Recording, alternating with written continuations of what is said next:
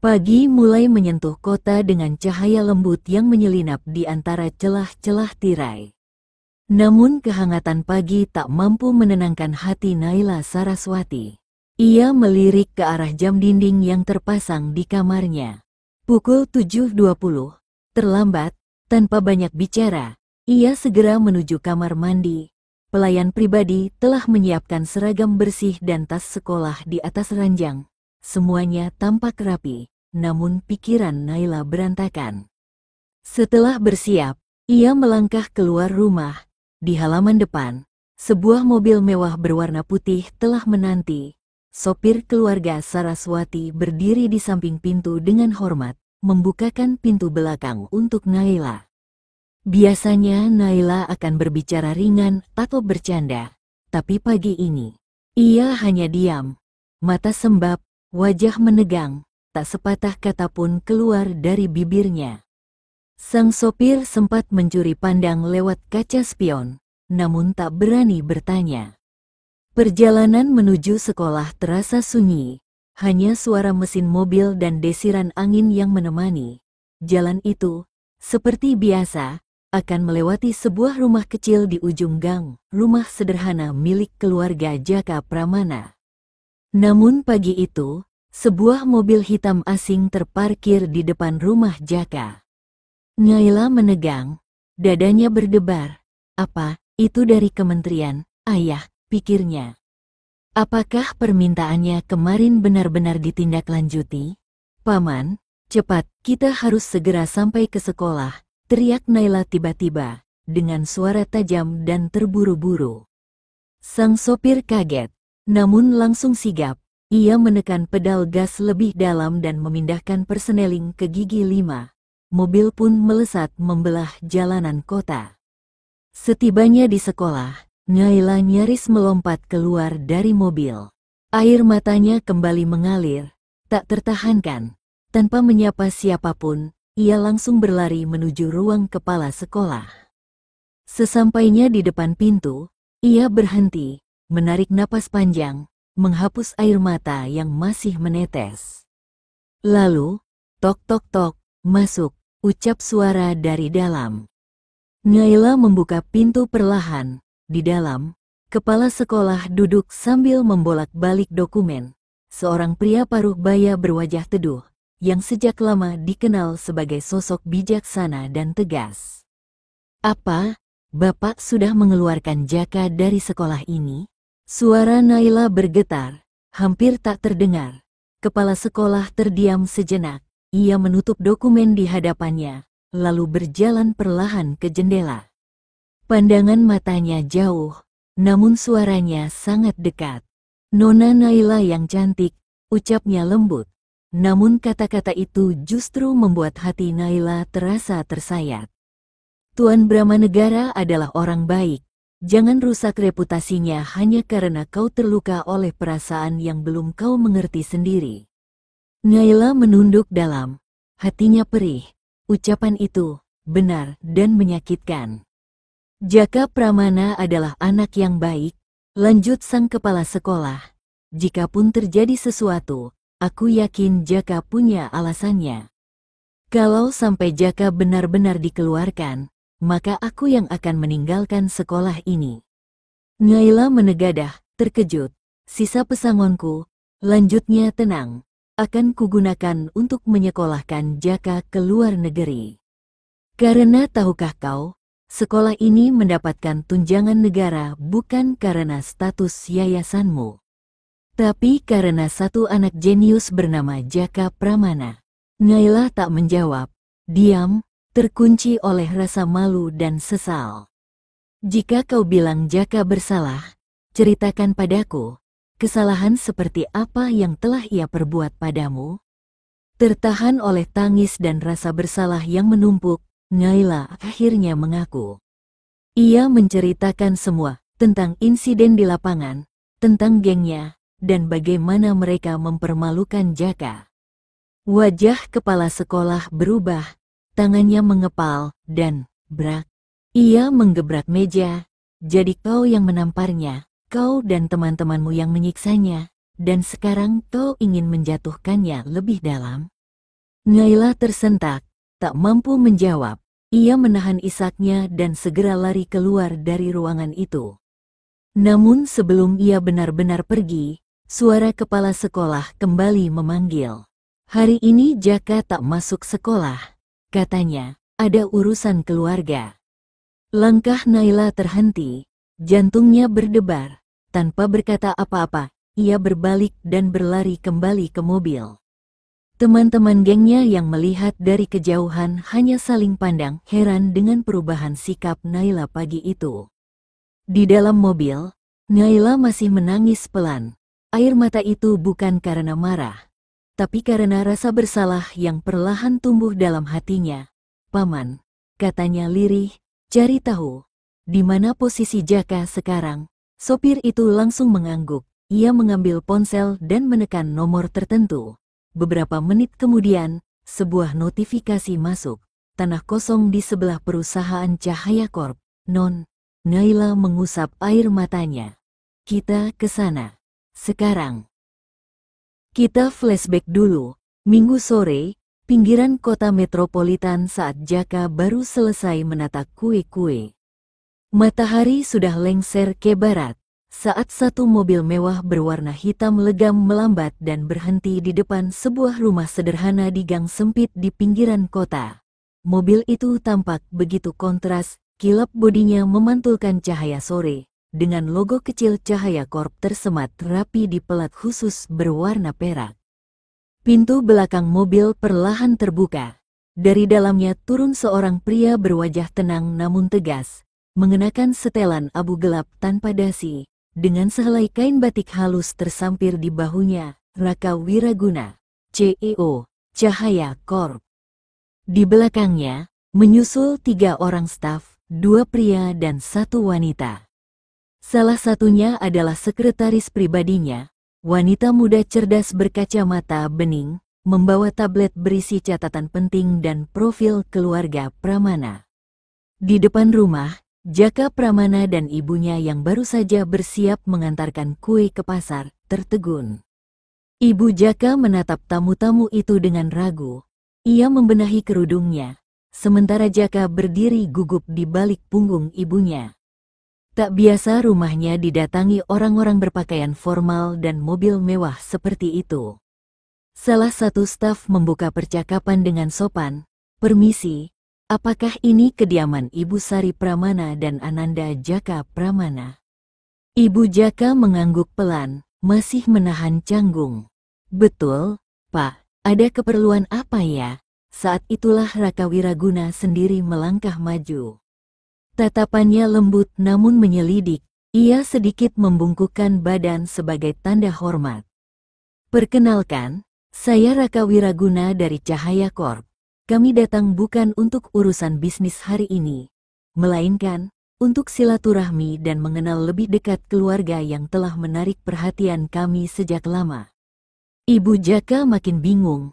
"Maaf, Pak, perhatian dalam hal apa, ya?" Sekretarisnya dengan cekatan menyela dengan senyum ramah. "Putra Ibu, Jaka Pramana, memiliki prestasi dan karakter yang sangat jarang kami temui. Bukan hanya dalam akademik, tapi juga dalam hal keberanian, prinsip, dan potensi." Jaka menunduk, bingung, ia bahkan tak merasa memiliki prestasi seperti yang disebutkan. Raka Wiraguna kembali bersuara, "Kami dari Cahaya Corp percaya bahwa perubahan besar bisa dimulai dari tempat yang paling sederhana. Dan hari ini, kami ingin menunjukkan itikat baik. Kami telah membeli sebidang tanah di sebelah gedung pusat kami, dan ingin memberikannya sebagai bentuk dukungan kepada keluarga Pramana." Ibu Jaka menelan ludah, antara terkejut dan tak percaya. "Untuk apa ya, Pak?" "Untuk membangun usaha, pabrik kue skala kecil, jika Ibu berkenan, dan sepenuhnya akan dikelola oleh keluarga Ibu. Kami hanya ingin melihat keluarga seperti ini tumbuh, berkembang, dan berdiri di atas kaki sendiri." Jaka melirik ibunya, sementara sang ibu mulai berkaca-kaca. Baginya, ini lebih dari sekadar tawaran. Ini seperti mimpi yang mengetuk pintu rumah mereka. Raka Wiraguna lalu merunduk, menatap Jaka dari dekat. Dan kau, Jaka Pramana, tetaplah menjadi dirimu sendiri, karena dunia sedang menunggumu. Kau bukan sekadar anak penjual kue. Kau adalah cahaya yang kelak akan menyinari tempat-tempat paling gelap. Jaka hanya mengangguk kecil, masih tak mengerti arti kata-kata itu sepenuhnya. Namun hari itu, bagi keluarga kecil Pramana, adalah awal dari perubahan besar. Dan Raka Wiraguna pun tahu, ia telah mengambil langkah penting dalam takdir yang jauh lebih besar dari sekadar bisnis. Menjelang senja di rumah Pramana sebelum melangkah kembali ke mobil hitamnya, Raka Wiraguna menoleh pada ibu Jaka dan anak semata wayangnya. Besok pagi, tim kami akan menjemput ibu dan Jaka. Kita akan meninjau lokasi di kota. Tanah itu akan menjadi awal dari usaha ibu, pabrik kue kecil, tapi akan jadi besar kalau dikelola dari hati. Ia kemudian menatap Jaka, sorot matanya lembut, tapi penuh makna yang dalam. Dan soal sekolah, biarkan pihak Cahaya Corp yang urus. Besok pagi Jaka tidak perlu masuk. Kami akan menghubungi langsung kepala sekolah. Hari ini, engkau punya urusan yang lebih besar. Dengan kalimat terakhir itu, Raka Wiraguna masuk ke mobilnya. Mobil hitam itu melaju pelan, meninggalkan rumah sederhana yang kini telah disentuh oleh alur takdir. Malam hari, rumah Pramana, sebuah mimpi dimulai malam merayap sunyi. Langit di atas kota metropolitan perlahan diselimuti kabut tipis. Namun, jauh di balik tirai kenyataan, aura Yin Xuang dari Gunung Lempana mulai bergerak. Ia merasakan sesuatu yang telah lama ia tunggu. Roh putranya telah kembali ke dunia, menitis pada seorang anak bernama Jaka Pramana. Dalam tidurnya, Jaka mulai menggeliat gelisah. Tubuhnya tampak tetap tenang di kasur usang itu, namun roh halusnya telah terangkat, melayang perlahan meninggalkan wadah raganya. Langit malam di mimpi itu tak lagi seperti langit dunia, warnanya kelam pekat, dipenuhi kabut dan cahaya yang seakan berasal dari dimensi lain. Jaka melayang, tak tahu arah, tak tahu alasan. Apa ini? Kenapa tubuhku terasa ringan? Tiba-tiba, angin kuat berhembus, dan sebuah cahaya kebiruan melesat mendekatinya. Itu adalah roh Raka Maheswari, Paman Elira, yang mencoba menghentikan seruan gaib dari Gunung Lempana. Namun begitu hampir menyentuh Jaka, roh Raka Maheswari terhempas, terlempar kembali ke wadah raganya karena kekuatan besar yang menyedot Jaka jauh lebih tua dan dalam. Kekuatan itu adalah Yin Xuang, roh agung dari masa lalu. Gunung Lempana, alam gaib, Jaka kini berdiri di antara kabut tebal di puncak gunung asing. Tanahnya tak menginjak bumi, langitnya tak menyerupai dunia. Di mana aku? Bisik Jaka, suaranya tenggelam dalam gema kosong. Lalu, dari balik cahaya putih keperakan, muncul sesosok cahaya yang perlahan mengambil bentuk seorang wanita muda berambut hitam panjang dan berjubah panjang. Sorot matanya penuh kasih dan kedalaman usia yang tak terukur oleh waktu. Akhirnya, kau telah kembali, anakku. Suaranya seperti petikan seruling malam yang melayang di udara tipis. Jaka menatap tak percaya. Siapa kau? Mengapa memanggilku anak? Sosok itu melangkah maju, namun tak menapak. Ia seolah melayang bersama kabut dan cahaya. Namaku, Yin Xuang, ibumu, bukan dari kehidupan ini, tapi dari kehidupan yang pernah kau tinggalkan. Kau adalah Raka Arya Sena, roh prajurit agung dari masa silam, pembawa cahaya dan penjaga keseimbangan. Jaka terguncang, kata-kata itu seperti memecahkan lapisan kenyataan yang ia kenal. Itu tak masuk akal. Aku hanya anak biasa. Yin Xuang tersenyum samar, lalu mengangkat jari telunjuknya dan menempelkan ke dahi Jaka. Wus, kilatan cahaya menyelimuti tubuh Jaka. Sekejap, fragmen-fragmen asing menyerbu ingatannya, bayangan medan perang, pedang bersinar, mantra langit, dan suara-suara dari masa lalu. Namun Yin Xuang berbisik lembut, "Tenanglah, kau belum perlu mengingat semuanya. Ingat hanya satu hal, anakku, kau tidak butuh pengawal. Kekuatanmu sendiri akan melindungimu. Dan kelak, ketika dunia berada dalam titik paling rapuh, kekuatan itu akan bangkit." Cahaya di sekeliling Jaka berpendar, lalu redup. Gunung Lempana menghilang dalam kabut. Kembali ke dunia, Jaka terbangun dengan keringat dingin. Nafasnya memburu. Ia menatap langit-langit kamarnya yang reyot. Apa itu? Mimpi. Tapi kenapa terasa nyata? Ia bangkit dari tempat tidurnya, duduk memeluk lutut di pinggir ranjang. Suaranya tak keluar, tapi pikirannya menggema dalam hati. Siapa aku sebenarnya? Pola cahaya yang terlupakan pagi masih enggan mengangkat embunnya. Di dalam kamar kecil rumah sederhana keluarga Pramana, Jaka duduk diam, menatap keluar jendela, namun pikirannya mengembara jauh ke dalam dirinya sendiri. Di balik kelopak mata yang baru saja terjaga dari mimpi aneh semalam, ada jejak samar yang belum sempat menghilang, mantra-mantra kuno yang terdengar lirih namun tegas, dalam bahasa yang entah bagaimana bisa ia pahami. Bersamaan dengan itu, pola-pola aneh terus terpatri di benaknya, seperti ukiran bercahaya yang bergerak-gerak dalam gelap. Kenapa aku mengingat semua ini? Apa arti pola-pola itu? Gumamnya pelan. Tangannya tergerak refleks, menggambar bentuk-bentuk yang tak pernah ia pelajari, tapi terasa akrab, seperti bagian dari dirinya yang lama tertidur. Kedatangan Cahaya Corp tak lama kemudian, suara mobil menghentak di luar. Sebuah mobil hitam elegan bertuliskan Cahaya Corp telah parkir dengan anggun di depan rumah mereka. Raka Wiraguna turun lebih dulu, mengenakan setelan formal khas CEO namun tanpa kesombongan, diiringi sekretarisnya dan 2 staf tambahan.